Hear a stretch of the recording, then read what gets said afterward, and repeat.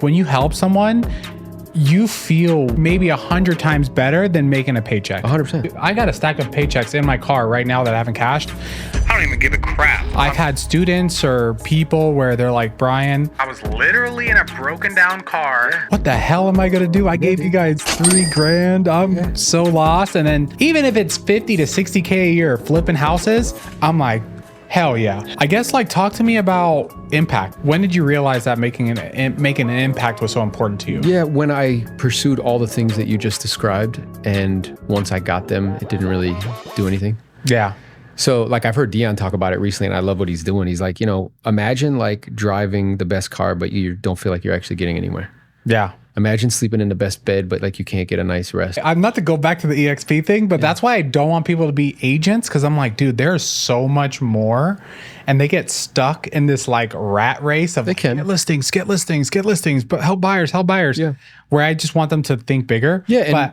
And what I would propose is what I can help them with is precisely that. Yeah. So it's to now like, do that, but also earn equity. Also pay attention to this rev share thing. Also, right, own part of a title company or a mortgage company. So like diverse, start thinking like a business person. Yeah. So you can create a life worth living. Because to me, I would be in rooms with people where it's like, okay, well, let me ask you a question. Because the industry has a tendency, and because you used to go to all those events, where they praise gross.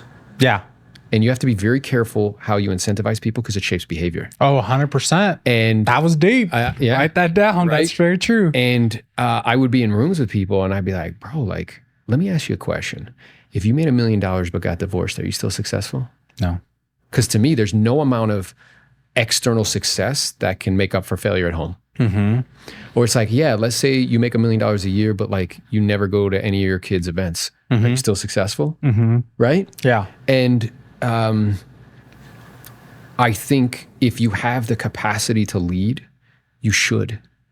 Because I think that there's a huge gap of like leaders, people like Brian or people like you that are sharing that message when you have a lot of attention and you're very influential. So, spitting on the floor and telling people they're small because they don't have huge car payments. Yeah. That shapes behavior. Oh, 100%. And it causes people to get on that perpetual hamster wheel. Yep. And brokers do that on purpose. And they never get off. Yeah. You know what I'm Brokers saying? do that on purpose because I used to work at Intero Real Estate. Oh, yeah. And back in the day, that was like the thing, like somebody pull up in a Tesla. Yeah. Then this other one pulls up in like a more expensive car. And then you're like, damn, I got to get a freaking Porsche just to hang. be cool and just to drive around with my suit on. So I remember I was like flipping houses. I'm making a bunch of money. And I remember there was a time where I had like 15 flips going on. I was like busier than I've ever been. Yeah.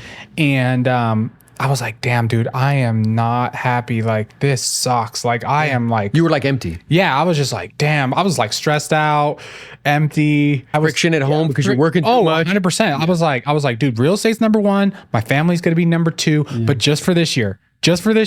Yeah. And what I think is so interesting is that there's cognitive dissonance because people are like, I'm a family man. Yeah. And I'm like, bro, look at your behavior. Oh, yeah. No. You're not. Yeah, no. Yeah. I had to be honest with myself. I'd be like, if I'm really honest with myself, it's funny because I told, Jose this, that, you look at like your trophy room. And in the past there would be, oh, I've done this, or I've accomplished this, or I have this. And what I realized, and it was really like embarrassing, is that my relationship with my wife wasn't in my trophy room. Yeah. And I was like, shit, dude, like, what am I doing? That should be the top thing in the trophy room because it's a reoccurring source of joy.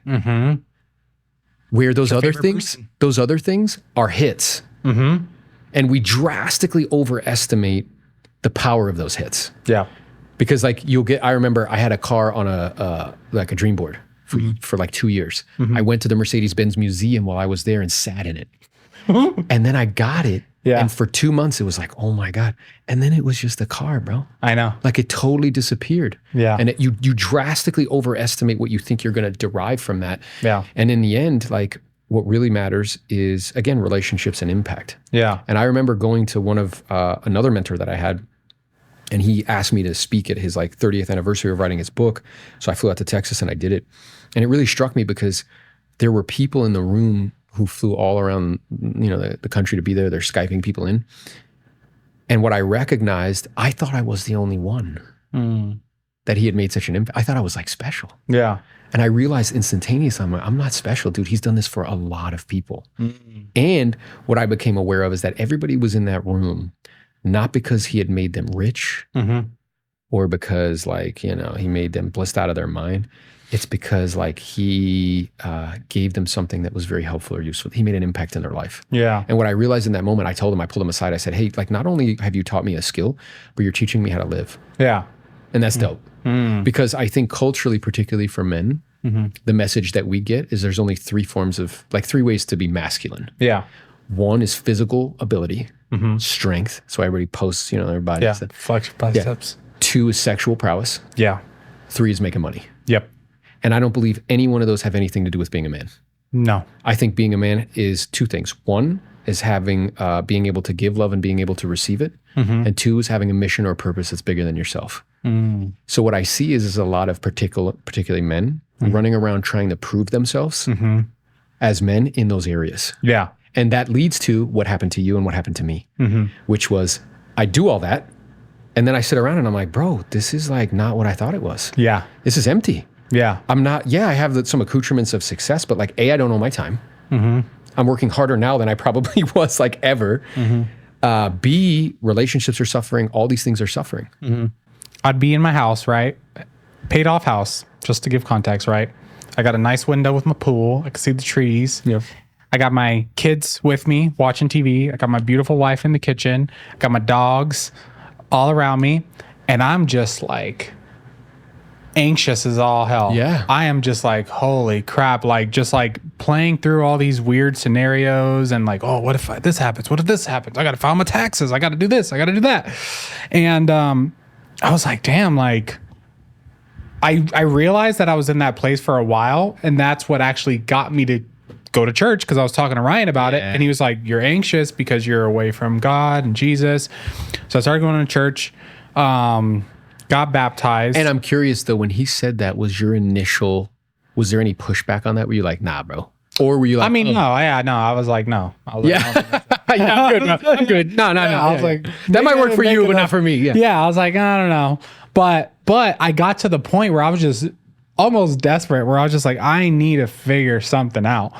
You can be successful in real estate and business or whatever, and be right with God. They're not mutually exclusive. Yeah, exactly. And in fact, they enhance each other. Exactly.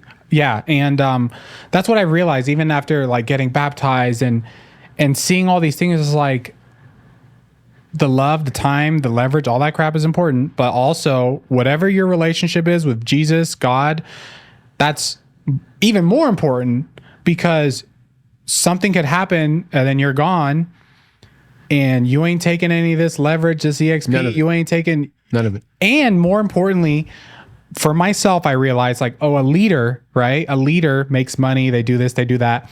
Me going to get baptized, I did it for myself, you know, to commit, but I also did it for my kids and my wife, for them to see me commit, because I want them to live the same way. I just read something recently that speaks to exactly what you're saying. So like, if you take a triangle and it's sitting like this, if you turn it on its side, it becomes like an arrow.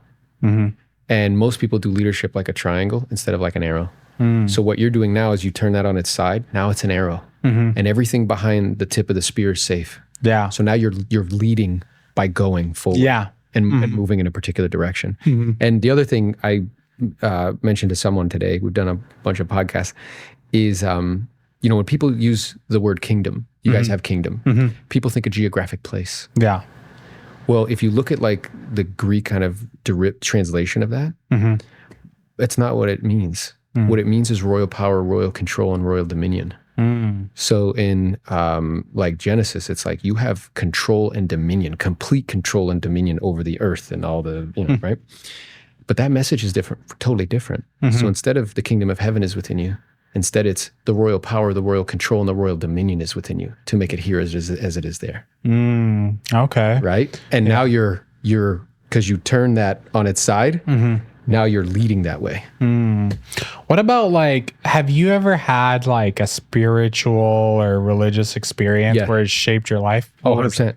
And at an interesting place, not at church. So, no, it was at like Tony Robbins' event. Okay. So we're doing like a like a gratitude thing. Okay. And there's like 5,000 people in the room. And I have this experience that is difficult to articulate with words. Okay. Because at the time, I am just like you, hard charging, very analytical, very much so in the world. And this experience is like of this like really big presence that felt like it filled up the whole room. And what I heard it kind of like saying to me is, I love you. I don't want you to worry and be scared. Like this is meant to enjoy. It's not meant to like slide through painfully. Yeah. And I start crying uncontrollably. Really? Yeah, and the dude next to me is like, are you okay? I'm like, yeah, dude, like I'm good. Yeah. Because it's like this unconditional like Yeah. love. And I remember I called a buddy of mine who's like, you know, evangelical Christian, like super into that. I was like, what do I do with that, bro? Like that's like, I don't even know what that is. And he was like, oh, and like my language, you know, we would say that that's like this, that's what that is. And usually that happens for a reason. You know what I mean? Yeah. And in the past, that would be, you know, I would hear people say that and be like, come on, bro, like, what is that? Yeah. But because I had a direct experience of that, that was like you, it started me down that path. Yeah. So you weren't really like, were you going to church and stuff before that? Oh, okay. No, I wasn't reading the Bible. I wasn't. I think for me, like, it's like I'm in the past, I don't know about you, but I was very motivated by significance. So I wanted people to know. And I'm very competitive by nature. Yeah. So it was like, hey, I want to be like the guy. I want everybody to know. Yeah. And it's wild to think of like the example, which is like, you know, right before knowing that his time on earth was going to come to an end, what he did was wash everybody's feet. And what he said is go love others as the way I've loved you. Yeah. That's ridiculous. I know. That's like, what are you saying, bro? Like, that's unbelievable. And I know it's like a measure that's like, I think it perhaps impossible, you know, to live to perfectly, but I think it's certainly one to aspire to. Yeah. What about, I guess last topic, like when you go off a course, let's say you find yourself anxious or depressed or whatever the case may be, do you ever like figure out how you got there and then how to quickly get back? Yeah. So I think like why, I think people get lost in why, and why is less important than how, because how is process. I can do something with how. Okay. And what I focus on is what I feel, and what I feel is my emotional home.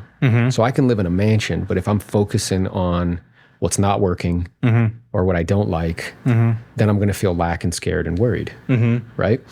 So I need to pay attention to how I may be contributing to my own discomfort. Because something may happen that moves me, let's say, to like the uptight end of the continuum. Yeah. And anxiousness is usually about projecting into the future, and it's worrying about what's going to happen there and trying to really control it. Yeah. Like perfectly. And someone like you're good at maneuvering props and players into configurations that please you. So you're good at maneuvering parts on the outside. At the same time, it's still like imagining that if somehow I maneuver them in this particular configuration, then all will be well. I'll be centered and at peace. I'll feel that beautiful thing on the inside, right? And the problem with that is that when you maneuver things into configurations that please you, they never stay there. It's kind of like, imagine if you saw like ducks. You know how people say they want to get their ducks in a row? So imagine you saw somebody in a park with a bullhorn yelling at ducks to walk in a straight line. You'd be like, that person's got a problem. Yeah. Or they have like a mental problem. Yeah. They need to go talk to somebody. Yet isn't that what we do? Yeah. We stand over our ducks and we yell at them. Why are you not straight? Why isn't this not bigger? Why isn't this faster? Da, da, da, da, da, da. Yeah. And so through awareness, if I can become aware, like, hey, how am I contributing to this? What am I focused on right now? Right? And then physiology is another component where my nervous system responds to my physiology. So let's say me and you were having a conversation, and let's say we were in a heated debate or argument, and somebody comes in and tells a ridiculously funny joke. Yeah. It's impossible for us to stay mad. Yeah. Because my nervous system responds to my physiology. So fear is a visceral response, but so is courage. I have to like train courage into my body. And then language. Hold on, rewind. You trained courage into your body? Is that what you said? Yeah, well, I have to train it. And the How do way you do that? Well, I think the way you do that is by like intentionally and purposely moving towards things that are difficult physically. So like, you know, whether that's a workout, whether that's a cold plunge, like temperature, whether that's, you know, it's too hot out and I don't feel like going outside, but doing it, is you take that little governor that's in your mind that's always trying to be like don't do that, whatever, in an attempt to preserve your well-being. But we don't live in a time of like bears and lions and tigers anymore. Yeah. And every time you make a different decision, that voice gets smaller. Let's say we decided, because we're close to the beach, we're like, hey, let's take this affair to the beach. Now that's a very specific environment. And as such, it requires a very specific strategy.